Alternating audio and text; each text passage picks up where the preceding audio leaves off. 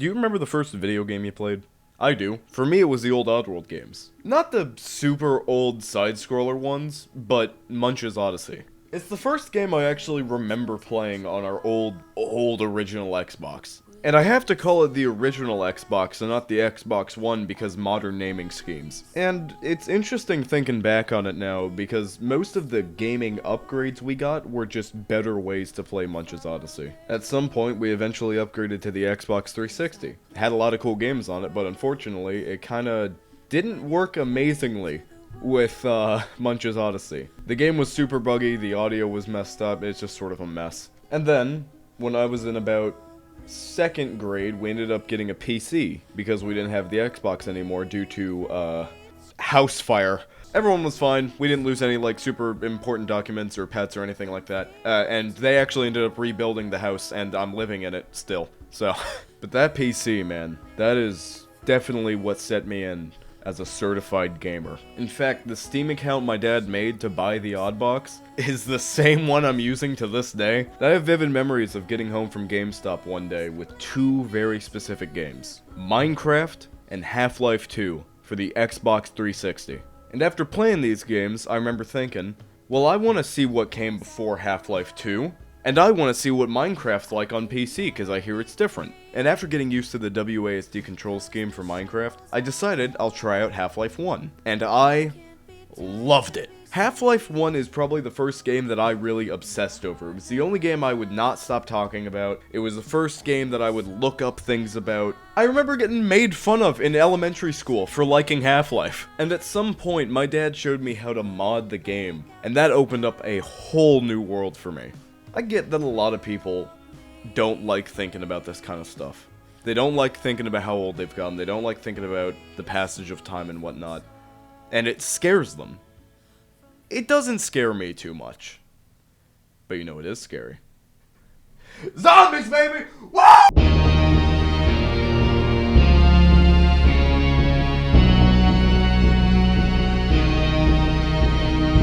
Yes, this is genuinely a sequel to a video I made 2 years ago. Or I guess technically a prequel, since I'm talking about the games that came out on the GoldSrc engine, the engine that Half-Life 1 ran on. So if you haven't seen that video, I guess watch this one first. And there's something I didn't mention about that video that really went into making it. That being that I mostly used mods or games that were multiplayer or co-op. Because if I included single-player games, that video probably would have been over 3 hours. Then you get the argument of what makes a game a zombie game or just a game that has zombies in it. Originally, I had Cry of Fear on this list because I kinda considered it a zombie game. But I feel like calling it a zombie game kinda undermines the rest of the game as an actually good survival horror game. So instead, I was gonna put the predecessor Afraid of Monsters on the list, but I just couldn't get it working for some reason. Now, it's 2:39 in the morning, and I'm sick of trying to get it to work. So I'm just gonna jump right into things with the first game I thought of when I thought of this video.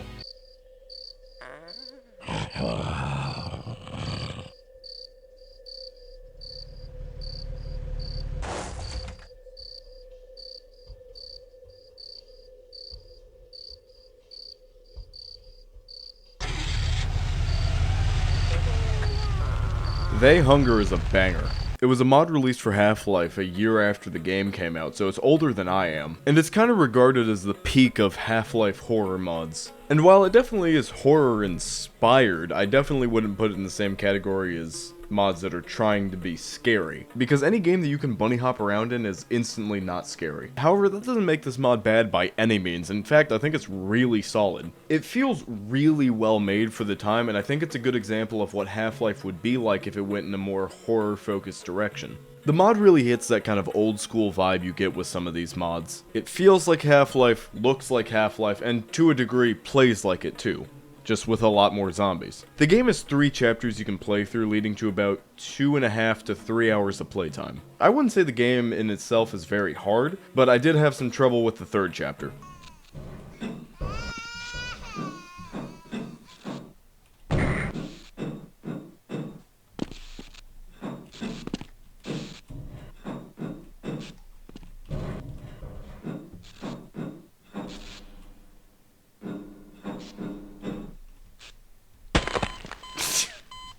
I don't want to spoil a ton of the mod, because not only is it a cool little time capsule into the past, it's also just genuinely fun to play. On top of it being free, there's really no reason you shouldn't try it if you like Half-Life. It's always a game I like going back to around this time of year. It's just kinda cozy. In a market of horror games that are trying their hardest to make you genuinely scared, it's fun to play a game where you're running and gunning through silly environments, shooting zombies, skeletons that shoot lasers from their hands, and dismembered hands that jump at you. And on top of all that, all 3 chapters are supported by Sven Co-op, the mod that allows you to play the Half-Life campaign in co-op. This features updated models and sounds for both the enemies and your weapons. Honestly, it's just really cool, and it's a fun mod to play through, so if you're looking for something kinda spooky but also silly to play this Halloween, yeah, try this one.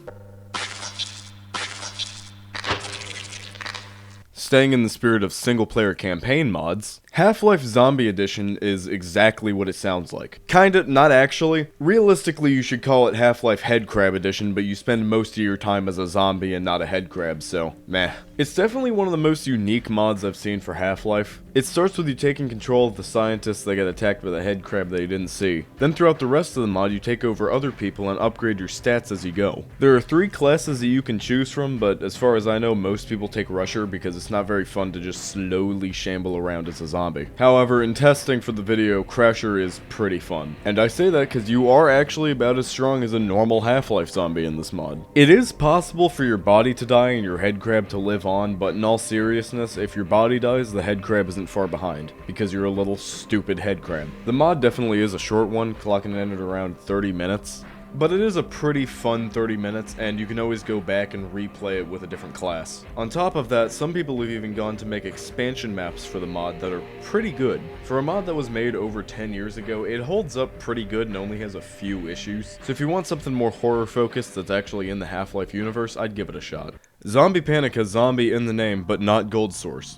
Also, it's dead. The game is so dead, in fact, that I couldn't get any footage in multiplayer, so I had to steal it from this guy. So thank you, Moto Runner, you actually made it possible for me to talk about this game. Zombie Panic is probably the simplest game that's on this list. It's a multiplayer game where you have 2 teams, the survivors and the zombies. The humans or the survivors try to run around the map and scavenge for weapons and ammo, and the zombies have the goal of infecting all the humans by killing them. And that's sort of where I run into the issue of talking about this game. If you look at my review for Zombie Panic Source, you notice that game has a lot more to it than this one does, which is a given, it's the sequel to this game. I could still be wrong, but it's really hard to find people who actually still play this game to begin with. But granted, that's kind of what you get for reviewing games backwards. Like, yeah, no kidding, the second game had more than the first, that's a given. But, on that note, we might as well move on to Brainbread, the first one. Brainbread is an objective-based co-op game. You and your friends fight AI zombies in an attempt to complete objectives. However, when you die to zombies, you become zombified, and then have to fight the remaining players. And once zombified, it seems like there's no cap on your movement speed, so you can bunny hop really fast. And I would love to show you PvP footage of this game, however, it's dead. With the somewhat asymmetrical gameplay the game has, it's sorta reminds me of Natural Selection. Brainbread's real easy to install, and if you get some friends to play with it, it's real fun. I just wouldn't rely on finding randoms in public servers to play with you. In the last video, I talked about Counter-Strike Source and its custom zombie game modes. And so for this video, I wanted to go see if Counter-Strike 1.6 had any good zombie servers. After all, I'm pretty sure it's affected by the Half-Life 20th anniversary update, so there's probably some better and populated servers out there for it. So how about we go take a look?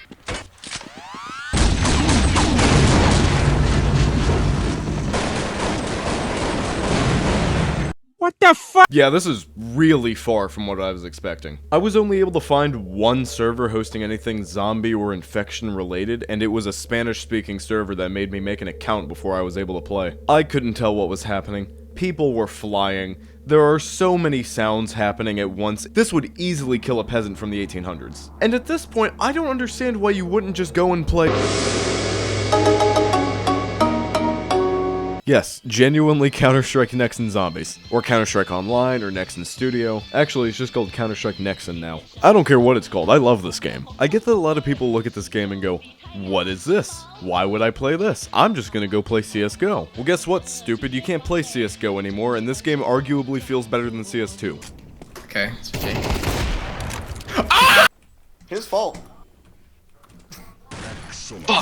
Personally, I never thought 1.6 ever felt that good to begin with. Not online at least, but something about Nexon just feels genuinely good. And while this game may be slop-like in some elements, it genuinely has a lot of fun things you can do in it. Since I'm only supposed to be talking about zombies, let me go over some of the zombie game modes real quick. If we're just talking about zombies, then you can choose from Zombie, Zombie Classic, Zombie Mutant, Zombie Hero, Zombie Darkness, Zombie Escape, Zombie Giant, Zombie War, Zombie Z, Zombie Evolution, Zombie Scenario, Zombie Conquest, Zombie Shelter, and Zombie Files. And while it may not seem like it, a lot of these game modes are actually different from each other. But you can't just hop into a game and expect to be able to play it. No, that'd be too easy. See, every weapon has a ranking for human versus human, PvP zombies, and PvE zombies. And let's just say not every weapon is created equal. Now, if you've played other games published by Nexon like Crossfire or Combat Arms, you're gonna completely understand what I'm about to say. Every weapon you get is finite. So if you get a weapon from a decoder, this game's version of a loot box, you could get it for either a day, maybe 30 days, 100 days, or maybe, rarely, permanently. You can unlock weapons by other means, whether that be through leveling up, completing seasonal challenges, or completing missions in scenario mode. And of course, 100 days of a really good weapon is nothing to sneeze at, but some people might be confused at why they're missing characters or weapons that they previously had. However, if you don't want to gamble all your money away on this game, there are some decoders that guarantee you a permanent weapon. I bought some decoders for this video. Let me show you what I got real quick.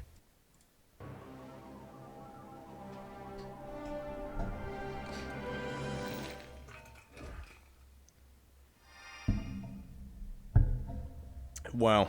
Needless to say, don't gamble on this game. However, I'm getting sidetracked. Let's talk about the zombies. I'm only going to be talking about 2 of the game modes because the rest are sort of derivatives of them. Starting with zombie, it's probably the simplest one to explain. The premise is very simple. You have one person who becomes infected at the start of the round and has to hit the survivors to infect them and turn them into zombies. The goal of the survivors is to just outlast the zombies until the timer ends. And while it sounds simple enough, the zombies have a lot of health, making it really hard to kill them. So the survivors usually just default to using a lot of firepower to keep them away from you. And that's one of those things that heavily relies on what weapon you're using, because if you're using like a double S super nice limited time weapon, yeah, you'll have an easy time. If you're using all default guns, not so much. Once you're infected, you have a choice between multiple zombies that you can play as, all with their own unique abilities, movement speed, and things like that. And most of the other PvP zombie modes take after this formula. On the other side of the coin, Scenario is the PvE story mode, and if you have the weapons or friends for it, it is a lot of fun.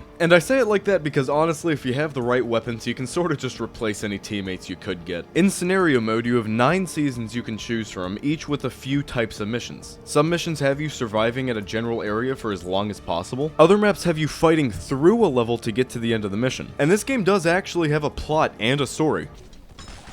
Are you guys paying attention to the story? No. No! You can also get item and weapon drops from playing Scenario mode, and they'll change depending on the difficulty you're playing at. There's genuinely a lot I want to talk about with this game, but I think I'm gonna let this clip explain it. Well, I gotta mention how much more, like, I don't know if this game deserves its own video, man. right? It's a pretty cool, unique game, right? Like, Crossfire and, similar games, they have some issues. Fuck you, with, bitch. balancing. For being that weird game that kind of just had Counter-Strike in the name, it is genuinely a fun and enjoyable experience with friends. And I barely scratched the surface with how much there actually is in this game. I didn't even mention Studio Mode. I know some people want to write it off as Nexon trying to make their own thing similar to Fortnite's Creator Mode or Roblox, but it doesn't change the fact that it's genuinely fun to go around and look at some of these user-created things with your friends. And compared to some stuff that's been coming out recently, I've actually been having a really good time with this game. Fuck. Ben, why didn't you tell me there's something behind me? I can't hear. I was just shooting up there. Well, did you not buy the premium audio? No, I didn't buy premium audio. I can't hear. So if you're tired of how buggy CS2 is and you want something a bit more fun and lighthearted to play this Halloween, give CS Nexon a try. It's free on Steam. And on that note, if you're looking for something to play single player this Halloween, I would really recommend you to check out all 3 chapters of They Hunger. They're free on ModDB and you could probably finish all 3 in a single day. But I think at about this point, I'm gonna start wrapping things up. I know that there are more things that I probably could have covered, but I wanted to kind of keep it focused to things where the main focus is zombies, and even that is kind of a stretch. But if you have any suggestions, please leave them in the comments. I'd be happy to check them out, and maybe they'll end up in a video next year. But as always, thank you for watching this far into the video. Always means a lot. I've been Manic Virus, and I'll see you next time, and have a good Halloween.